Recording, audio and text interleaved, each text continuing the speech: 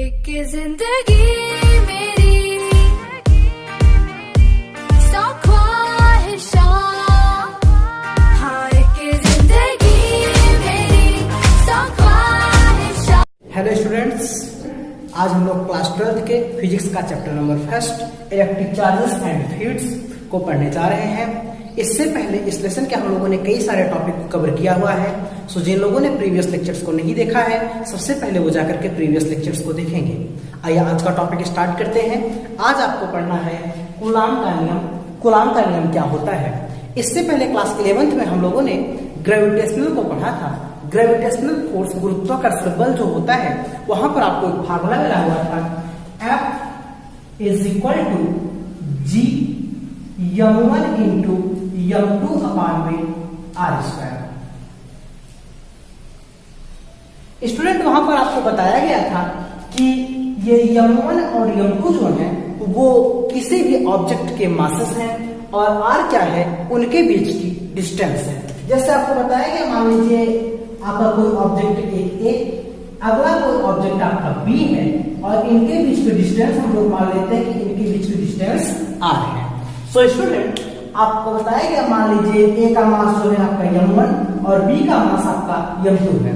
So gravitational force के according, गुरुत्वाकर्षण बल का जो नियम है वो कहता है कि जो आपका लगने वाला फोर्स है F, वो डायरेक्टली प्रोपोर्शनल होता है m1 इंटू m2। एक बार ध्यान से सुनिएगा, इसमें आपको बताया गया कि लगने वाला बल वस्तु के द्रव्यमानों के, द्रव्यमान इसमें क्या है, m1 और m2, वस्तु के द्रव्यमानों के गुणनफल के अनुक्रमानुपाती होता है। ठीक है, इसको हम लोग मान लेते हैं इक्वेशन नंबर 1। नेक्स्ट में आपको बताया गया कि इनके बीच की जो दूरी होती है, कहने का मतलब ऑब्जेक्ट ए और बी के बीच की जो दूरी होती है r, उसके व्युत्क्रमानुपाती होता है। तो आप यहाँ पे देख सकते हैं कि F is inversely proportional to 1 upon r square. इसको मान लीजिए इक्वेशन नंबर 2। एक बार स्टेटमेंट को फिर से समझ लीजिए। ग्रेविटेशनल फोर्स के अकॉर्डिंग आपको बताया गया कि किन्हीं दो वस्तुओं के द्रव्यमानों के गुणनफल के अनुक्रमानुपाती होता है लगने वाला बल। और सेकेंड स्टेप में आपको क्या बताया गया कि लगने वाला बल जो होता है उन वस्तुओं के बीच की दूरी के वर्ग के व्युत्क्रमानुपाती होता है।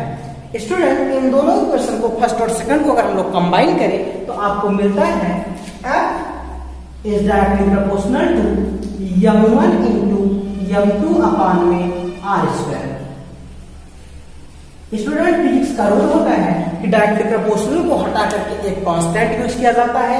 सो यहाँ पर हम लोगों ने कांस्टेंट g को यूज किया और यहाँ पर आपको फार्मूला क्या मिला, F is equal to G m1 into m2 upon r square. यहाँ पे ग्रेविटेशनल फोर्स में आपने देखा कि m1 और m2 जो थे वो किसी भी ऑब्जेक्ट के क्या थे, मासेस थे। स्टूडेंट, इस फार्मूले को एक हम लोग रहने देते हैं। आइए कूलाम्स लॉ पे चलते हैं। जिस तरीके से आपने यहाँ पे मासेस को देखा, उसी तरीके से कूलाम्स लॉ में क्या होता है स्टूडेंट की आवेश की बात की जाती है, चार्जेस के बारे में आपको बताया जाता है। आपने जब लेसन की स्टार्टिंग किया था तभी आपको बताया गया था कि जो हम लेसन फर्स्ट और लेसन सेकंड पढ़ रहे हैं, कहने का मतलब फर्स्ट लेसन आपका इलेक्ट्रिक चार्जेस और फील्ड और सेकंड लेसन जो आपका गाउस थ्योरम है, वो दोनों चैप्टर जो है आपके इलेक्ट्रोस्टैटिक्स में आते हैं। इलेक्ट्रोस्टैटिक्स में आपको बताया गया था कि इलेक्ट्रोस्टैटिक्स जो है वो एक ऐसी ब्रांच है जिसमें हम लोग चार्ज एट रेस्ट पोजीशन पे स्टडी करते हैं। कोई भी चार्ज जो होता है वो यहाँ पर क्या होता है, रुका हुआ होता है। आइए समझते हैं कूलाम्स लॉ क्या होता है। कूलाम्स लॉ में आपको बताया गया कि मान लीजिए कोई आपका एक पॉइंट है, ये पॉइंट आपका ए है, कोई नेक्स्ट पॉइंट आपका है, वो पॉइंट आपका बी है। मान लेते हैं कि पॉइंट ए पर आपका चार्ज जो है वो Q1 है, पॉइंट बी पर आपका चार्ज जो है वो Q2 है और इनके बीच की जो डिस्टेंस है स्टूडेंट वो क्या है, r है। सो कूलाम्स लॉ के अकॉर्डिंग आपको बताया जाता है कि इन पर जो लगने वाला वैद्युत बल होता है, कहने का मतलब ये कि लगने वाला वैद्युत बल आवेशों के गुणनफल के अनुक्रमानुपाती होता है।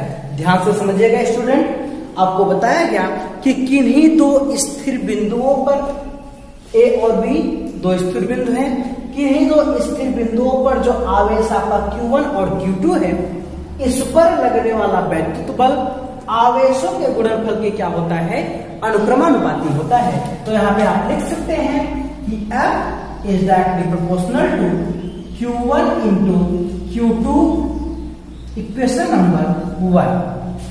सेकंड स्टेप में आपको बताया जाता है स्टूडेंट्स कि आवेशों के बीच की जो दूरी है r, लगने वाला बल उस दूरी के वर्ग के व्युत्क्रमानुपाती होता है। फिर से देखेंगे तो यहां से आपको मिलेगा F is directly proportional to 1/r²। इसको मानेंगे इक्वेशन नंबर 2।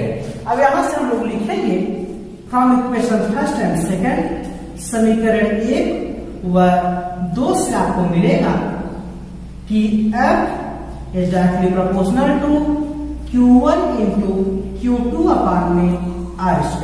और स्टूडेंट्स अगर यहाँ पे हम लोग कांस्टेंट को लेना चाहें तो कांस्टेंट हम लोग एक k को मानेंगे और यहाँ पर आपको मिलेगा Q1 into Q2 r²। Student इसी फार्मूले को हम लोग कूलाम्स लॉ के नाम से जानते हैं, कूलाम के नियम के नाम से इसको जाना जाता है। एक बार स्टेटमेंट को आप नोट करेंगे, स्टेटमेंट को आप लोग नोट कीजिएगा।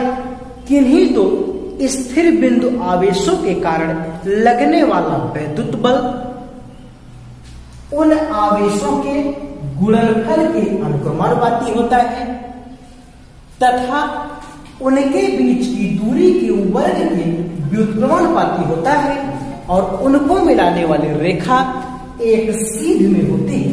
स्टूडेंट ये आपका कूलाम्स लॉ का स्टेटमेंट है।